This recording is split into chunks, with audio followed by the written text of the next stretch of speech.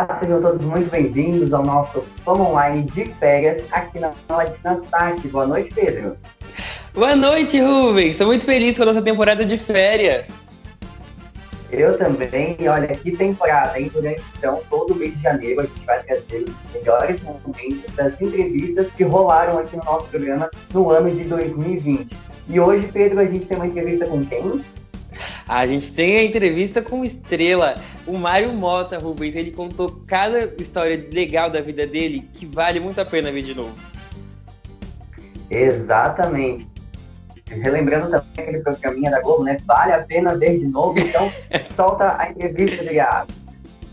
Boa noite para você, Rubens. Boa noite, Pedro. Boa noite, queridos sintonizadores do Fã Online. Gostei do nome, achei bem típico e bem interessante. Abrindo uma nova fase tua na Web TV, e eu agradeço muitíssimo a possibilidade de estar com os nossos telespectadores a partir desse momento. Vamos tentar trocar um pouquinho de energia e algumas histórias, porque não é por falta de história, não. Eu tenho certeza disso. Prazer em estar com vocês. É verdade, Mário. Eu fui criado em circo, Rubens, então a minha história, até os 13 para 14 anos, foi viajando em circo. Estudei até a 8ª série do ginásio, fazendo 18, 19 transferências por ano. Pintei a cara, meu nome de palhaço era Pernalonga. E o do meu irmão, nós somos em dois, meu irmão Gilberto Mota, jornalista também, é 4 anos mais novo que eu, mora comigo hoje aqui em Florianópolis. Meu irmão pintava a cara também, era o Esticadinho, então era o Pernalonga e o Esticadinho. E a gente brincava de fazer circo no picadeiro e no palco. No teatro, representava quando havia necessidade de alguma criança. Eu ganhei uma sanfoninha de presente dos meus pais quando eu tinha 4 anos de idade. Curiosamente, eu ainda tenho a sanfoninha aqui guardadinha comigo. E eu comecei a tocar qualquer música que pediam na época. E tornou-se uma das atrações do circo. Eu até acho que tenho, se não me engano, devo ter por aqui. Deixa eu ver se eu acho. Está aqui. Ó, essa aqui é uma foto. Olha. Com 6 anos de idade, eu comecei a tocar qualquer música que pediam no circo.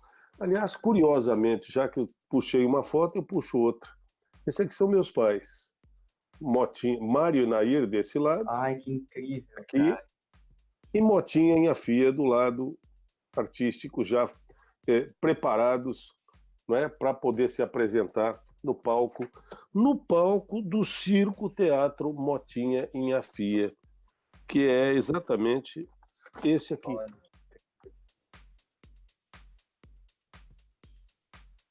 Esse era o Circo Teatro Motinha em Afia. Deixa eu só ver se eu consigo enquadrar melhor aqui, acho que sim.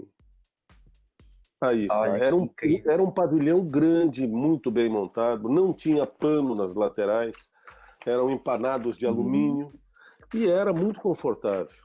E nós tivemos uma carreira de 14, 15 anos praticamente com o circo pelo interior, que foi de muito sucesso. Até hoje, onde quer que eu passe pelo interior de São Paulo, as pessoas se lembram do circo do Motinha e da Inhafia e do menino Marinho, que tocava uma sanfoninha, subia numa cadeira para poder alcançar o microfone na época.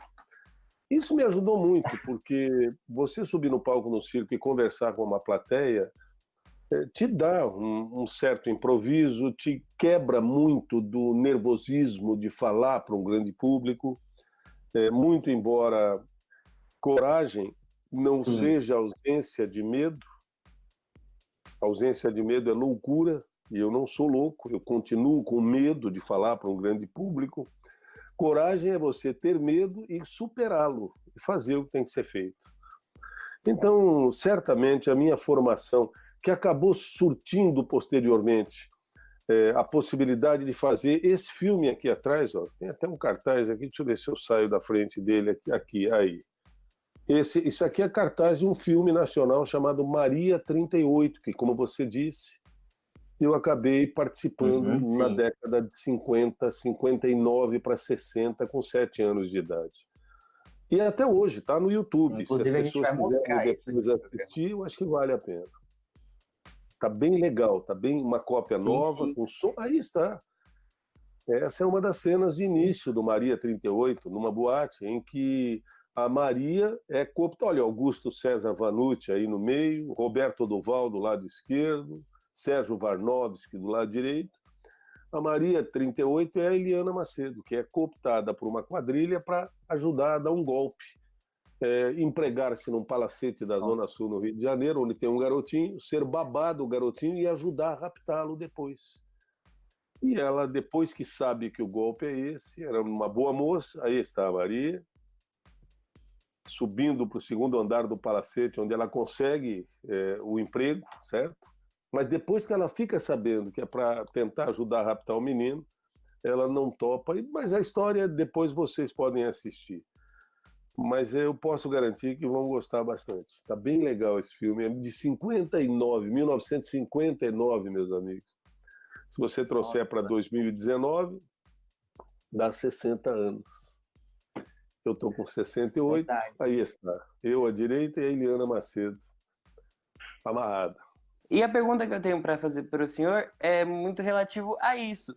Porque, assim, o senhor... a gente quer saber o que motivou o senhor a sair de São Paulo, onde o senhor nasceu, cresceu, em direção a Santa Catarina.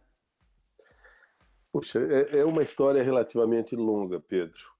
Mas digamos que foi um instinto de sobrevivência, muito embora eu estivesse muito bem em Tupã na época. Para você ter uma ideia, eu comecei em rádio com 13 para 14 anos, meio de brincadeira.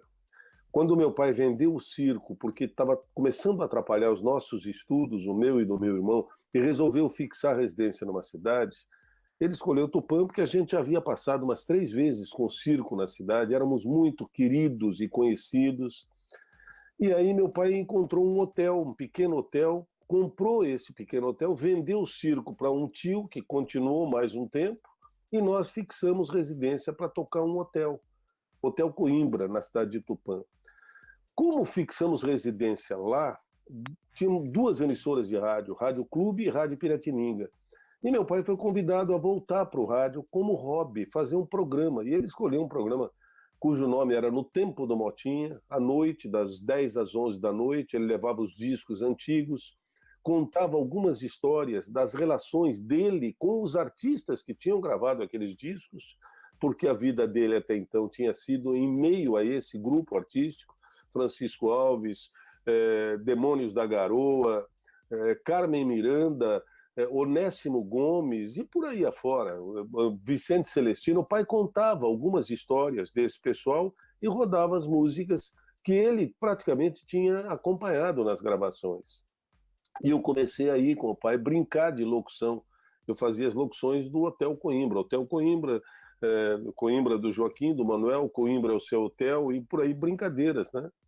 E o gerente ouviu, disse, olha, o Mário tem uma voz boa, tem bom improviso, parece que não tem muita vergonha, porque vem de circo, manda ele fazer um teste. Quando eu percebi, eu estava trabalhando em rádio. Paralelo a isso, a ideia era fazer medicina na época, mas o curso só havia, mais próximo era em Curitiba, 900 quilômetros de Tupã, ou em São Paulo, Ribeirão Preto, no interior de São Paulo. E eu ia perder um ano para servir o exército, eu não ia poder fazer o curso no ano seguinte. Então, para não perder aquele ano, eu procurei na região o curso que mais se aproximava de medicina, que era a Educação Física, primeira turma da faculdade, em Tupã, Escola Superior de Educação Física da Alta Paulista. Fiz vestibular, entrei e me apaixonei pela área pedagógica da educação. Me formei com uma nota excepcional, modestamente falando, 9 alguma coisa. Fui convidado a continuar lecionando na faculdade. Para você ter uma ideia, eu me formei na primeira turma da faculdade e fui patrono da segunda turma, lecionando ginástica rítmica desportiva. Você imagina o que eu já fiz na vida. Eu fui professor de arco, massa, bola e fita na faculdade, para uma turma de terceiro ano que estava saindo. Paralelo a isso, eu mantinha um grupo de apostilas, porque não havia literatura em português para apoiar pedagogicamente os alunos da faculdade, e eu copiava as aulas, mimeografava e vendia, e acabei montando um grupo de apostila, além de trabalhar na rádio. Eu estava muito bem em Tupã. Mas no final desse primeiro ano, depois de formado, 2 amigos me convidaram para passear. Vamos passear para o sul do Brasil. Temos alguns amigos lá em São Francisco do Sul, do lado de Joinville. Ele está aguardando a gente. Vamos lá, a gente vai. E em dezembro de 74, nós descemos sem qualquer compromisso de nada. Eu vim passear, na verdade. E acabei descobrindo que não havia em Santa Catarina nenhum curso de educação física que houvesse formado uma única turma que fosse. Ou seja, o estado inteiro não tinha um professor de educação física licenciado ainda em trabalho, em funcionamento. Alguns tinham vindo do Rio Grande do Sul, de Porto Alegre, outros vieram de Bauru, ou de Ribeirão Preto, ou de Lençóis Paulista, que já tinha faculdade. E eu, quando percebi isso, eu falei, meu pai santíssimo, o mercado na minha área de formação universitária é completamente aberto. E por uma série de incongruências que não vale a pena detalhar nesse momento, que é muito extenso, eu acabei indo parar em Lages. E fui tão bem recebido em Lages, fui o primeiro formado em educação física que chegou em Lages, uma cidade que tinha 120 mil habitantes, 4 emissoras de rádio. Quando eu vi que tinha 4 emissoras de rádio, eu disse, bom, de fome eu não vou morrer aqui nunca.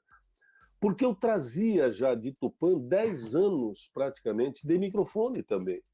Então, eu, num dia, assumi a coordenação regional de educação física da 7ª UCRE, como era chamada, e no mesmo dia eu era contratado da Rádio Princesa de Lages para integrar a equipe de esportes, porque eu era formado em educação física, eu já tinha 6 cursos técnicos formados, basquete, vôlei, atletismo, natação, ginástica olímpica e futebol. Portanto, eu tinha todo o conhecimento embasado, com diploma na parede, para poder falar da área esportiva. E eu comecei em Lages, na Rádio Princesa, fui para a Rádio Clube, cuja desinência mais tarde veio a ser a TV Planalto. Comecei em televisão também, já estava lá, e vim para Florianópolis em 86 para assumir a coordenação estadual pedagógica da educação física. Mas não saí da comunicação, continuei trabalhando na Rádio Clube e na TV Planalto em Lages. Quando o pessoal da RBS, em 86, sintonizando a TV Planalto, observou que hoje é o SBT aqui em Santa Catarina, e me convidou para apresentar o Jornal do Almoço, que eles estavam remodelando. E eu acabei indo para a RBS, assumi no dia 5 de maio de 1986 a ancoragem do Jornal do Almoço. E agora, no próximo dia 5 de maio de 2021, eu completo, portanto, 35 anos no mesmo telejornal, no mesmo horário, na mesma emissora de TV. Eu não sei como ainda me aguentam. Então, as pessoas perguntam, mas e aí, então, e daí, não vai parar? Está cansado? Olha, sinceramente, enquanto eu sentir um friozinho na barriga antes de começar o jornal, 5, 4, 3, 2, 1, no ar, enquanto eu sentir esse friozinho na barriga, porque esse friozinho para mim é sinônimo de responsabilidade, enquanto eu sentir um brilho nos olhos em olhar para a câmera e imaginar estar falando com o telespectador lá na casa dele, sentadinho no sofá, ou sentado na mesa com a família almoçando, ou hoje em dia, meu querido, trabalhando com um celular na mão, ligado na Globoplay, assistindo ao vivo a NSC, onde quer que ele esteja, e me dando o carinho da atenção, porque eu, olha, sinceramente, a sociedade capitalista, bom, essa imagem é de 1986, se não me engano, viu? Ou 96, não, essa é de 96. Exatamente. O que eu queria dizer é o seguinte, 89, na sociedade capitalista, nós entendemos que o dinheiro, tudo gira em torno do dinheiro, o dinheiro compra tudo, mas não compra o tempo de ninguém. Sabe? Nós nos esquecemos, talvez, de valorizar esse negocinho chamado tempo. O Santos Dumont é o inventor do relógio de pulso. Talvez você não soubesse disso, mas quem inventou o relógio de pulso foi o Santos Dumont, brasileiro, inventou o avião. O relógio marca um tempo que foi cronologicamente dividido no dia 24 horas, 84.600 segundos e etc, etc.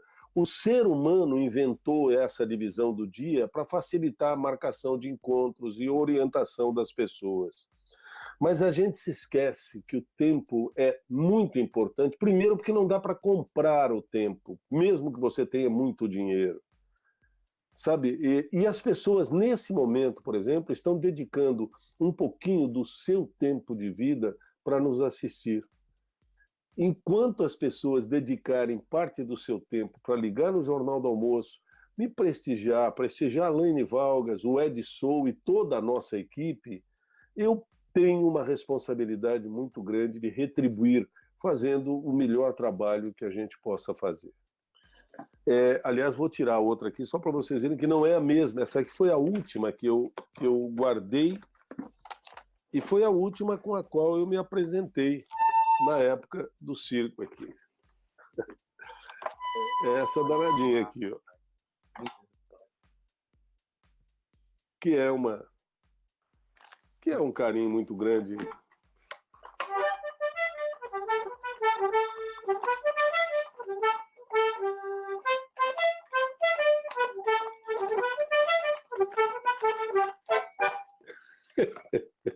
Eu ainda brinco com ela, porque não dá para esquecer.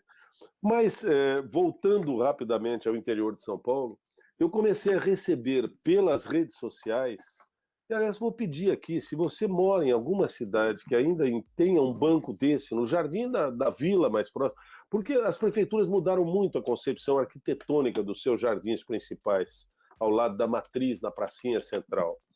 E esses bancos acabaram sendo, mais tarde, levados para o Jardim de Vila, ou doado para Vamos lá. Em Birigui, por exemplo, há um posto de gasolina onde há uma parada de ônibus. E o pessoal pediu o banco, só dá o banco do seu Motinha que nós vamos colocar aqui para as pessoas que esperam o ônibus aqui. Então, em alguns lugares, esses bancos acabaram... Em Penápolis, pertinho de Glicério, Coroados, Araçatuba, Birigui, Lavínia, Valparaíso... E vai por aí fora. Isso tudo é na Noroeste, porque na Alta Paulista a gente sai de Tupã e vai até Tupi Paulista, lá em cima, passando por Iacri, Parapuã, Bastos, Oswaldo Cruz, Lavínia, Adamantina, Lucélia, e vai por aí afora, até chegar em Dracena, Tupi Paulista. Então, eu ainda guardo no coração muitas das respostas que as pessoas que moram nessas cidades me dão hoje pelas redes sociais. Então, você imagina, a ida acabou sendo Lages. Eu tenho um pequeno apartamento em Lages, meu pai está sepultado em Lages, porque eu levei para Lages meu pai, minha mãe, meu irmão, meu cunhado, minha cunhada e mais 25 professores de educação física da cidade de Tupã, que se espalharam por Santa Catarina, casaram, têm filhos. Nenhum deles me deu a menor dor de cabeça, muito pelo contrário. Assim como eu recebi o título de cidadão honorário em Lages, em Palhoça, em Florianópolis, e o título de cidadão honorário de Santa Catarina, eu tenho bons amigos que vieram comigo que também receberam títulos honorários de suas cidades. É o caso do Luiz Gonzaga Barbosa, o Calu, em Lages, é cidadão honorário também.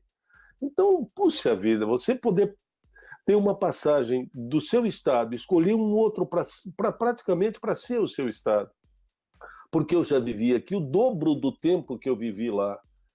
E eu tenho um carinho muito grande ainda, por exemplo, por Tupã. Tupã é a terra do Pedrinho Bassan, da Rede Globo. O pai do Pedrinho foi meu primeiro comentarista esportivo na Rádio Piratininga. E criaram uma medalha em Tupã para homenagear os filhos da terra, ou não filhos da terra, mas que de alguma forma conseguiram levar o nome da cidade para mais longe. E a primeira medalha me foi concedida, chama-se Medalha Luiz de Souza Leão, que é o nome do fundador da cidade, que morava no centro de Tupã quando eu comecei em rádio. A última entrevista dele, eu peguei um gravador Akai, botei nas costas, levei na casa dele, montei, e eu fiz uma gravação com ele que é usada até hoje, em que ele conta como instituiu uma cidade. E assim como isso aconteceu lá, curiosamente, aqui em Santa Catarina, quando Itá foi coberta pelas águas daquela hidrelétrica que fica entre Santa Catarina e Rio Grande do Sul, construíram uma cidade nova no alto do morro, que é a Itá Nova. Eu fiz a cerimônia de inauguração de uma nova cidade. Eu não imagino que nenhum mestre de cerimônias na vida tenha isso no currículo. Inaugurar uma cidade com a fita simbólica, a população esperando aqui para ir para suas casas. Então, olha, eu tenho coisas que eu só posso agradecer. Eu não tenho o menor direito de reclamar da minha existência, mas de jeito nenhum. E, Mário, uma das coisas que você deve também ser muito grato, né? Apesar, né, por conta, né, de você estar há, né, quase 35 anos no comando do JA, né, aqui em Santa Catarina, você foi convidado, né, pela Rede Globo, né, pelo jornalismo, né, para apresentar o Jornal Nacional na última edição que teve do especial dos 50 anos, né? Você apresentou junto com a Lídia Passe, do Rio Grande do Norte, se não me falha a memória, do Rio Grande do Norte mesmo. E, Mário, como é que foi receber essa notícia? Qual foi o sentimento que você teve, né, em apresentar o Jornal Nacional, que é o jornal de maior audiência do país, né? Com certeza. Olha, as pessoas podem dizer o que quiser do Jornal Nacional, podem falar o que quiser da Rede Globo, mas não há como negar que o Jornal Nacional, em primeiro lugar, revolucionou o jornalismo de televisão nesse país, há 50 anos. Criou a ideia de união nacional através da informação a partir de uma rede nacional, que até então era algo inadmissível. Não tinha Embratel, não tinha internet como hoje tem, e também hoje se preocupa muito mais com o fato do que com digamos, a própria qualidade da imagem, da sonoridade, que era o famoso padrão Globo de qualidade que foi criado pelo Boni, pelo Walter Clark, depois pelo Boni, ao longo da Rede Globo. Mesmo assim, ainda hoje, ela preserva a busca da informação com a correção e com o respeito que deve naturalmente ser dado a quem assiste. Por esse motivo, quando a Rede Globo decidiu convidar um representante de cada uma das emissoras dela e afiliadas para apresentar o Jornal Nacional, nós todos ficamos eufóricos. Todos, eu digo, não só aqui, mas em todas as afiliadas, todos os âncoras se imaginaram lá na bancada, naquela bancada que é maravilhosa, que é tensa, que é dura, que é pesada ao extremo, mas que é altamente prazerosa para quem faz telejornalismo e para quem se imagina um dia poder estar lá, abrir a câmera e o diretor de TV dizer no ar, vamos lá, está no ar o Jornal Nacional. Caramba, eu imagino que todo mundo que trabalha em televisão deve pensar em algum momento da sua existência poder fazer isso. Bom, quando saiu a convocação ou a indicação dos representantes das emissoras afiliadas, o Bonner mandou um e-mail, na verdade, para todo mundo, dizendo o seguinte: pessoal, nós recebemos as imagens, as indicações, estamos trabalhando aqui já há algum tempo, observando a qualidade da apresentação de todos os nossos âncoras das afiliadas, e chegamos a uma conclusão que ela é maravilhosa e, ao mesmo tempo, ela é cruel, que é a seguinte: a Rede Globo, mais ou menos isso ele escreveu, a Rede Globo é o que é no Brasil inteiro porque tem os melhores profissionais e não há como discutir que não, com todo respeito aos concorrentes. E isso dificultou sobremaneira a nossa possibilidade de escolher quem viria representar cada uma das emissoras por qualidade, porque a Rede Globo é o que é no Brasil inteiro por esse aspecto.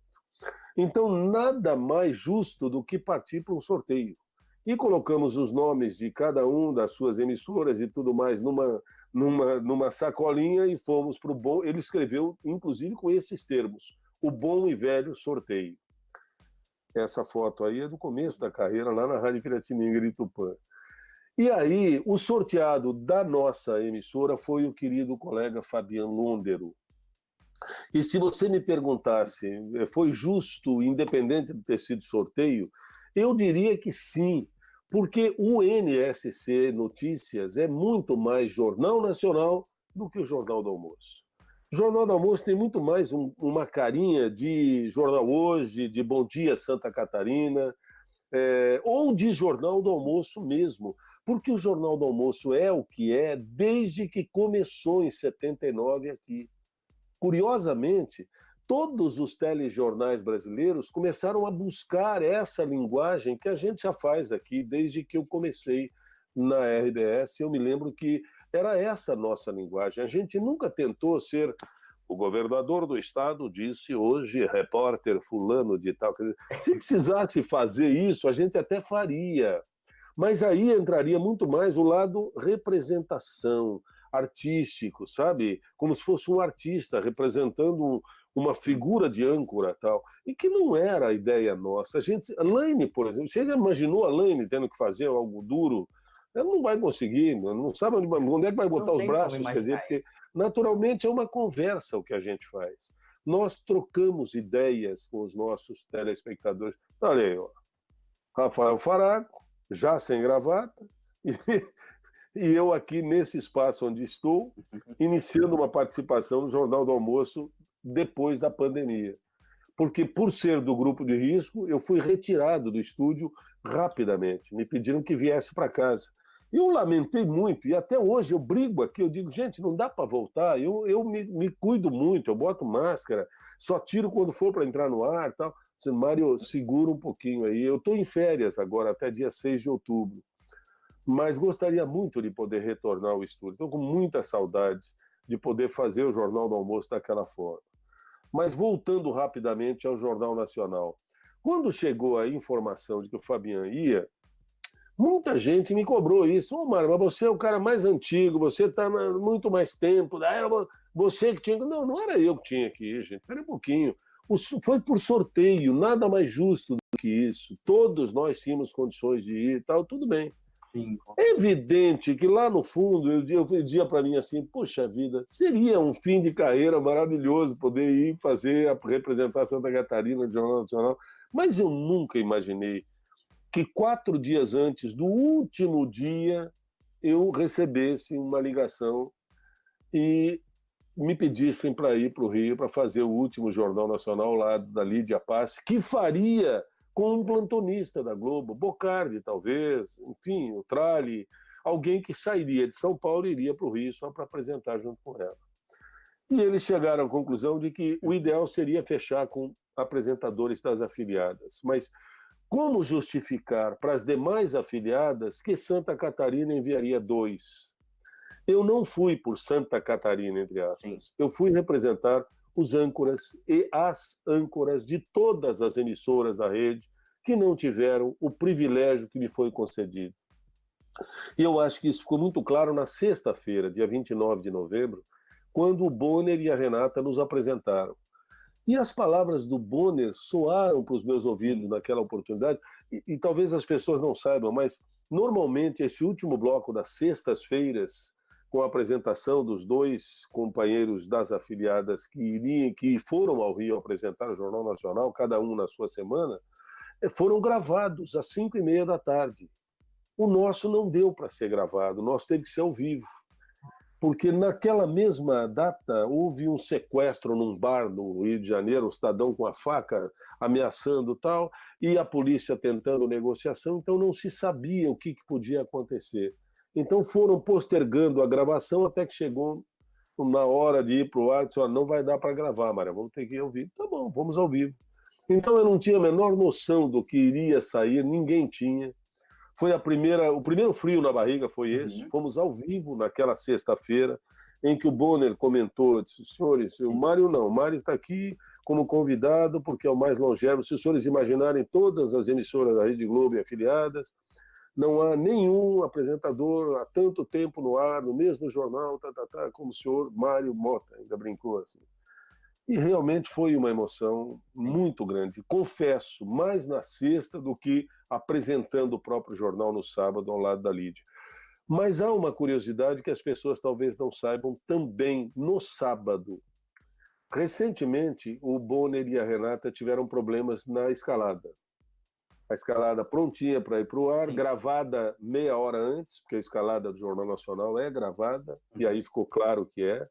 Problema qualquer na reprodução e tilt entra, o Bonner teve que voltar, pedir desculpas, explicar que a escalada, as manchetes são gravadas. Por que são gravadas?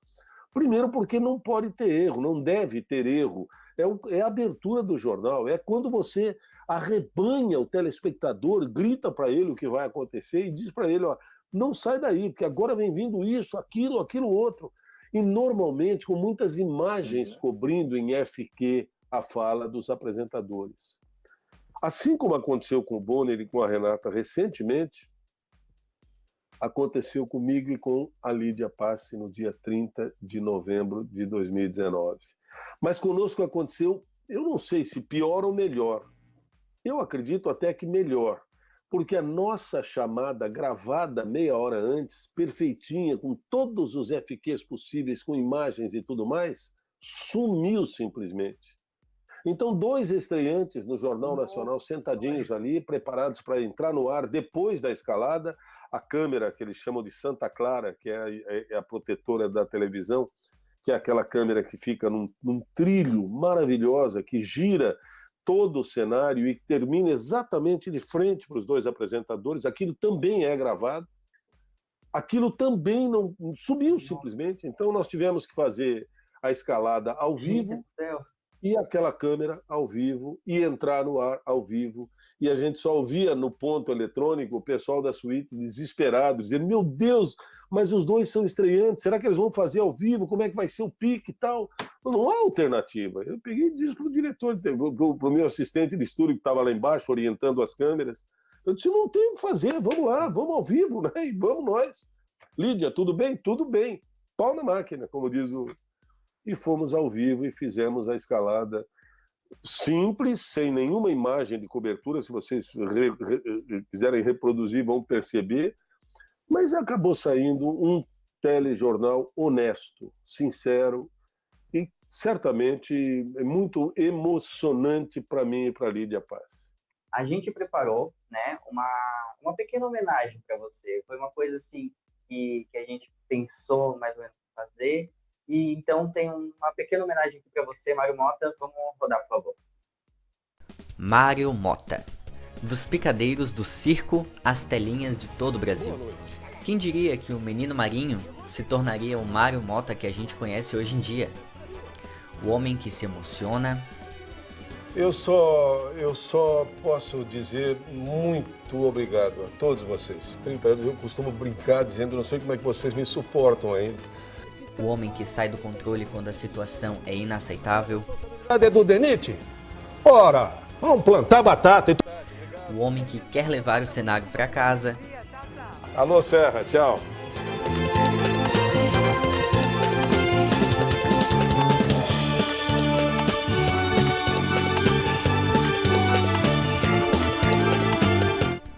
O homem que brinca com os colegas.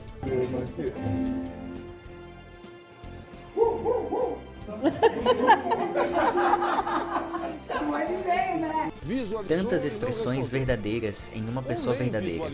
Quem assistiu Mário sabe que tudo aquilo que ele fala, expressa e menciona é do coração. Nada é forçado. Gratidão, Mário.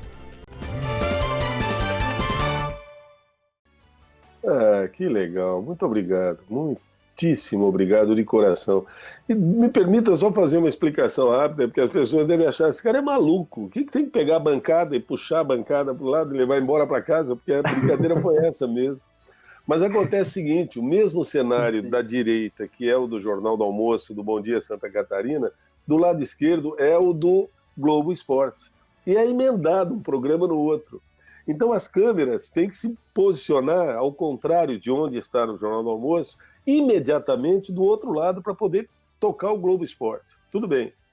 É muito curto esse espaço de tempo para as câmeras se movimentarem. Então o que acontece? Até que o assistente de estúdio saia de onde ele está, venha correndo ali, puxar a bancada do Jornal do Almoço para que a câmera possa usar aquele espaço, demora às vezes e atrapalha. O pessoal dos câmeras tem dificuldade para fazer isso. Então, costumeiramente, quando começa a correr a trilha, eu vou até ali, pego a bancada e puxo para o lado para liberar. Não me custa. Ah, não, mano, não, que é isso? Eu sou apresentador, não vou fazer isso porque não é minha função. Não, o que é? Ó, se um não ajudar o outro no estúdio, meu amigo, está todo mundo perdido.